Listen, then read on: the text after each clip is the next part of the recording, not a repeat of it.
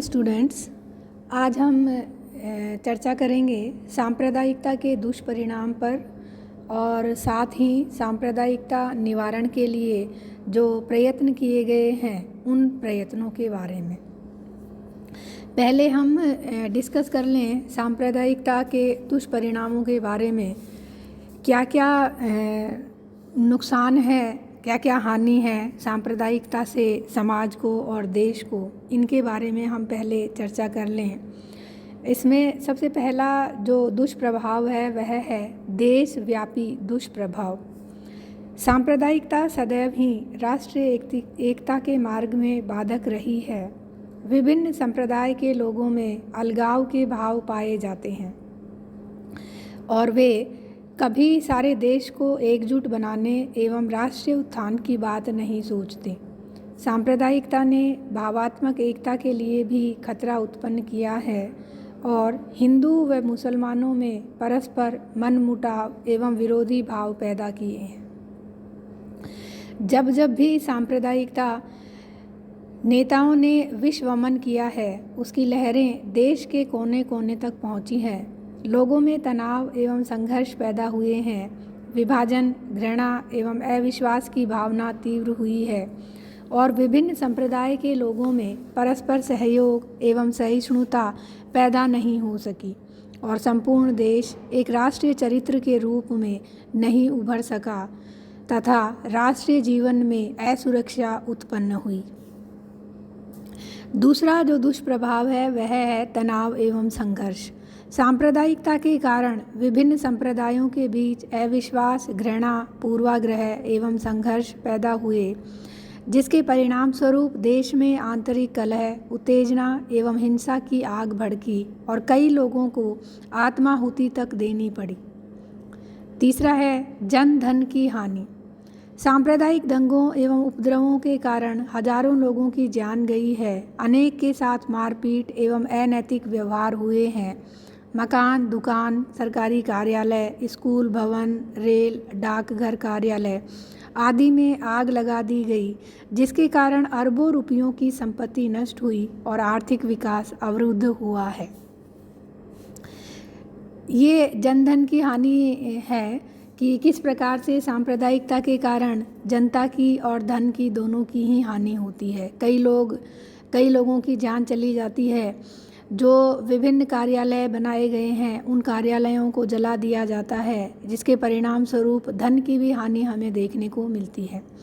अगला बिंदु है राजनीतिक दुष्परिणाम। सांप्रदायिकता के कारण देश में राजनीतिक अस्थिरता उत्पन्न होती है। लोगों का प्रशासन एवं सरकार के प्रति विश्वास उठ जाता है। शांति स्थापित करने के लिए न्याय एवं व्यवस्था की समस्या पैदा हो जाती है।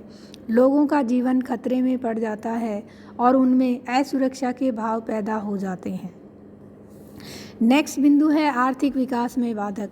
सांप्रदायिकता के कारण समाज की आर्थिक प्रगति अवरुद्ध हुई है। उपद्रवों के समय कई कारखाने एवं उद्योगों में तोड़फोड़ एवं आगजनी की घटनाओं से उत्पादन कार्य बंद हो जाता है। ऐसे क्षेत्रों में पूंजीपति पूंजी नहीं लगाना चाहते जहां सांप्रदायिक तनाव उत्पन्न होते रहते हैं। इससे उस क्षेत्र का विकास रुक जाता है एवं नवीन उद्योगों की स्थापना न होने के कारण बेकारी एवं निर्धनता की समस्या भी पैदा होती है। राष्ट्रीय उत्पादन घटता है और लाभांश भी कम हो जाता है। तो इस प्रकार से सांप्रदायिकता आर्थिक विकास में भी बाधक होती है, क्योंकि सांप्रदायिक तनाव वाले क्षेत्रों में कोई भी व्यक्ति अपनी पूंजी का निवेश नहीं करना चाहता और ऐसी स्थिति में वह क्षेत्र आर्थिक विकास नहीं कर पाता। नेक्स्ट है असामाजिक तत्वों में वृद्धि। सांप्रदायिक संघर्षों एवं उपद्रवों के समय असामाजिक तत्वों को खुलकर खेलने का मौका मिलता है। प्रशासन की ढिलाई का वे पूरा लाभ उठाते हैं और इस प्रकार के अवसर की ताक में रहते हैं कि जब सांप्रदायिकता की आग भड़के तो वो लूटपाट कर सकें, पैसा एकत्रित कर सकें और जिन लोगों से उनकी व्यक्तिगत दुश्मनी है उनसे बदला ले सकें। नेक्स्ट है सामाजिक सांस्कृतिक विघटन। सांप्रदायिकता के कारण सामाजिक एवं सांस्कृतिक विघटन पैदा होता है। विभिन्न धर्मों, संप्रदायों एवं संस्कृतियों के लोग परस्पर मिल नहीं पाते, इसलिए एकीकरण की प्रक्रिया अवरुद्ध हो जाती है और पृथकता के भाव बने रहते हैं। जब जब भी सांप्रदायिक संघर्ष होते हैं, भूतकाल में सामाजिक एवं सांस्कृतिक एकता के लिए किए गए प्रयास मिट्टी में मिल जाते हैं। समाज में पुनः अविश्वास, भय, शंका एवं घृणा का वातावरण पैदा हो जाता है।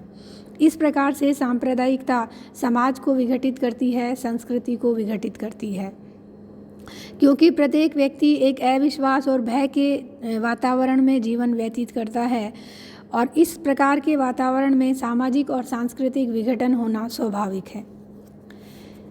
ये महत्वपूर्ण बिंदु हैं जो सांप्रदायिकता से उत्पन्न दुष्परिणाम के बारे में हमें बताते हैं। सांप्रदायिक उपद्रवियों की लहर केवल भारत तक ही सीमित नहीं है, वरन यह पड़ोसी देश एवं पाकिस्तान में भी अपना प्रभाव छोड़ती हैं और वहाँ पर भी अल्पसंख्यक संप्रदायों के साथ दुर्व्यवहार किया जाता है। उन्हें भी जन धन की हानि उठानी पड़ती है और संपूर्ण सामाजिक जीवन दूषित हो जाता है। इस प्रकार से सांप्रदायिकता सभी के लिए हानिकारक होती है। ये सारे दुष्परिणाम हैं सांप्रदायिकता के। अब हम चर्चा करेंगे सांप्रदायिकता निवारण के लिए किए गए प्रयत्न एवं सुझावों के बारे में। किस प्रकार से सांप्रदायिकता का निवारण किया जा सकता है, इसके लिए क्या क्या प्रयत्न हुए और विभिन्न विद्वानों ने क्या सुझाव दिए हैं सांप्रदायिकता को दूर करने के लिए। सांप्रदायिकता की समस्या को हल करने के उद्देश्य से केंद्रीय स्तर पर राष्ट्रीय एकता परिषद का गठन किया गया। 16 अक्टूबर 1969 को दिल्ली में हुई बैठक में यह तय किया गया कि देश के सभी राजनीतिक दलों को जनसाधारण में सांप्रदायिक सद्भाव जागृत करने के लिए विचार विमर्श तथा शिक्षा के व्यापक कार्यक्रम अपनाने चाहिए। इस बैठक में इस बात पर भी जोर दिया गया कि देश की प्रशासनिक इकाइयों को सांप्रदायिक दंगों को समाप्त करने हेतु कठोर कदम उठाने चाहिए। इस अवसर पर इस ओर भी ध्यान आकृष्ट किया गया कि अल्पसंख्यक समूहों की समस्याओं के निराकरण पर विशेष ध्यान दिया जाना चाहिए। ये जो महत्वपूर्ण हल किया गया केंद्रीय स्तर पर राष्ट्रीय एकता परिषद का गठन, इस गठन के बाद में बहुत सारे नए नए सुझाव सामने आने लगे। हिंदुस्तान टाइम्स में 31 अक्टूबर 1968 के अंक में बुद्धिजीवी और सांप्रदायिकता का विनाश नामक लेख में यह बताया गया कि भारत में अल्पसंख्यकों की समस्याओं के कारण सांप्रदायिकता की समस्या का विकास होता है। यदि बहुसंख्यक हिंदू इन अल्पसंख्यकों को सहयोग प्रदान करें तो इस समस्या का हल हो सकता है। समाज वैज्ञानिकों द्वारा अनुसंधान कार्य किए जाने पर भी जोर दिया गया। 1968 में मुख्यमंत्रियों के सम्मेलन में भी इस विषय पर काफ़ी चर्चा की गई। सांप्रदायिकता की समस्या को हल करने के लिए निम्नलिखित सुझावों पर तुरंत ध्यान दिया जाना चाहिए। जो विभिन्न सुझाव निकल कर आए उन सुझावों के बारे में हम चर्चा करें तो सबसे पहला जो सुझाव आया वो यह था कि प्रजातांत्रिक मूल्यों के आधार पर प्रत्येक व्यक्ति के महत्व को मान्यता दी जाए। धर्मनिरपेक्षता के लक्ष्य की प्राप्ति के लिए आवश्यक है कि विज्ञान और प्रौद्योगिकी के मूल्यों को पूर्णतः स्वीकार किया जाए। दूसरा, देश की संपूर्ण जनसंख्या के लिए सामाजिक सुरक्षा की पूर्ण व्यवस्था करना अत्यंत आवश्यक है। भारत का साधारण व्यक्ति अनेक असुरक्षाओं के मध्य रहता है। साधारण जनता जो कि अभावों के बीच पलती है, विभिन्न प्रकार के खतरों से सुरक्षा प्रदान करना सरकार का प्रमुख दायित्व है। राष्ट्रीय आय एवं साधनों को इस प्रकार से काम में लिया जाना चाहिए कि अधिकतर लोगों की अधिक से अधिक आवश्यकताओं की पूर्ति हो सके और इसके लिए शोषण एवं एकाधिकार को समाप्त करना आवश्यक है।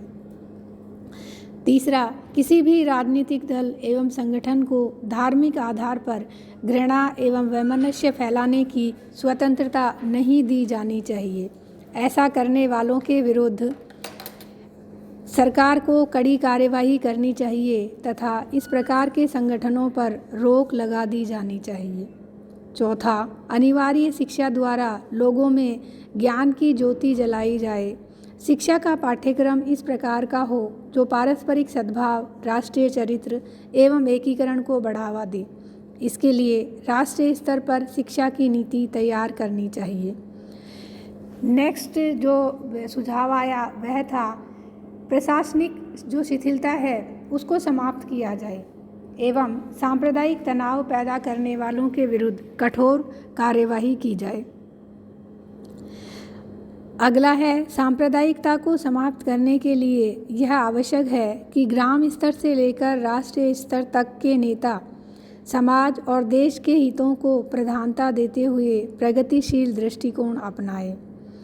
नेताओं को जाति, धर्म, भाषा, प्रांतीयता और संकीर्ण स्वार्थों के दृष्टिकोण से सोचने और कार्य करने की प्रवृत्ति पर अंकुश लगाना चाहिए। अगला सुझाव है सांप्रदायिकता सहिष्णुता का प्रचार किया जाए।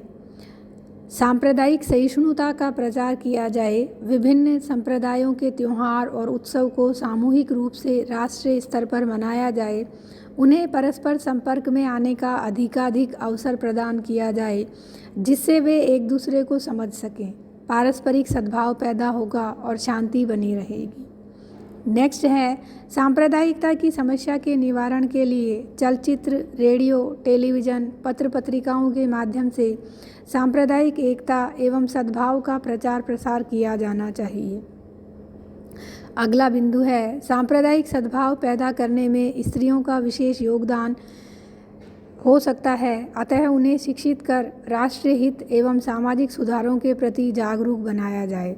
वे अपने संगठन बनाकर हिंदू मुस्लिम बस्तियों में सद्भाव एवं सहयोग पैदा करने का कार्य कर सकती हैं। नेक्स्ट है सांप्रदायिकता की समस्या के निवारण के लिए अल्पसंख्यकों की दशा को सुधारने का प्रयत्न किया जाए। उन्हें शिक्षित करने एवं नौकरी करने की पूर्ण सुविधा दी जाए। उनमें बेकारी एवं निर्धनता की समस्या को हल किया जाए।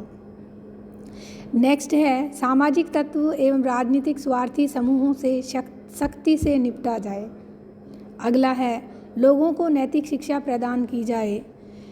नेक्स्ट बिंदु है सांप्रदायिकता के आधार पर लड़े गए चुनावों को अवैध घोषित किया जाए। अगला संपूर्ण देशवासियों के लिए समान सामाजिक विधान बनाया जाए जिससे पारस्परिक भेदभाव समाप्त हो और एकता को बल मिल सके। अगला है अल्पसंख्यकों को पृथक से दी जाने वाली सुविधाएं समाप्त की जाएं क्योंकि सभी एक विशाल भारत के अंग हैं, अतः किसी के लिए भी विशेष सुविधाएं जुटाना उपयुक्त नहीं है। नेक्स्ट बिंदु है डॉक्टर राजेंद्र प्रसाद ने सांप्रदायिकता को समाप्त करने के लिए विभिन्न संप्रदाय के लोगों द्वारा सहज जीवन व्यतीत करने का सुझाव दिया। इसके बाद प्रेम, सद्भाव, मैत्री एवं विश्वास का पैदा होना स्वाभाविक है। इसी प्रकार गांधी जी एवं विनोबा भावे जी ने सांप्रदायिकता को समाप्त करने के लिए शांति सेना बनाने का सुझाव दिया है जो विभिन्न स्थानों पर शांति कायम करेगी, दंगों का दमन करने, पारस्परिक एकता, विश्वास एवं मैत्री पैदा करने का कार्य करेंगे। ये विभिन्न सुझाव हैं। इन सुझावों के द्वारा सांप्रदायिकता का निराकरण समाज से किया जा सकता है। सांप्रदायिकता से छुटकारा पाने के लिए यह नितांत आवश्यक है कि व्यक्ति के जीवन को इस तरह से संस्कारित किया जाए कि उनमें प्रखर राष्ट्रीयता जागृत हो, राष्ट्रभक्ति के भाव जागें और वे संकीर्ण स्वार्थों से ऊपर उठ सकें। यह सब कुछ उसी समय संभव है जब व्यक्तियों का समाजीकरण प्रारंभ से ही इस प्रकार से हों कि वे अपने आप को भारत राष्ट्र का योग्य नागरिक बना सकें। अगर इस प्रकार की सोच हम सभी नागरिकों में पैदा करते हैं तो सांप्रदायिकता का निवारण समाज से आसानी से हो सकता है। आज के लिए बस इतना ही। धन्यवाद।